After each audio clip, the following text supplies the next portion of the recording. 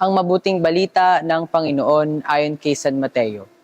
Noong panahong iyon, sinabi ni Jesus, "Lumapit kayo sa akin, kayong lahat na napapagal at nabibigatan sa inyong mga pasanin, at kayo'y papahingahin ko.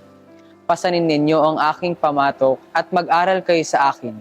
Ako'y maamo at mababang loob at makasusumpong kayo ng kapahingahan para sa inyong kaluluwa, sapagkat maginhawang dalhin ang aking pamatok at magaan ang pasaning ibibigay ko sa inyo."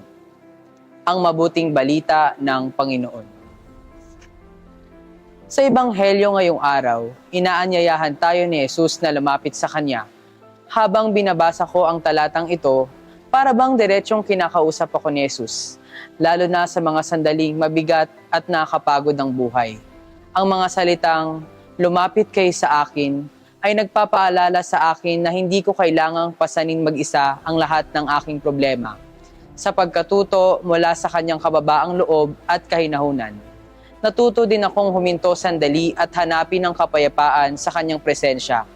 Ang magaan na pamatok niya ay hindi nangangahulugang mawawala ang mga pagsubok, kundi siya ang kasama ko sa pagharap sa mga ito.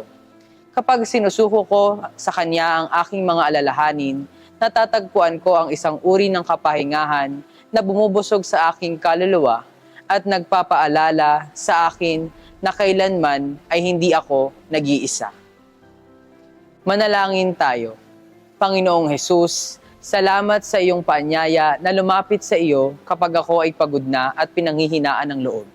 Madalas po akong nabibigatan sa mga problema at alalahanin ng buhay. Ngunit ngayon ay naalala kong hindi ko kailangang harapin ang lahat ng ito ng mag-isa.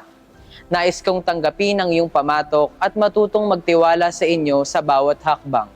Turuan mo po akong maging mahinahon at mapagkumbaba tulad mo. At ipaalala sa akin na sa iyo ko lamang matatagpuan ang tunay na kapahingahan ng aking kaluluwa. Sa bawat pagsubok, naway maramdaman ko ang iyong presensya na nagbibigay ng lakas at kapayapaan. Salamat po sa iyong walang hanggang pag-ibig at kapahingahang hatid ng iyong mga bisig.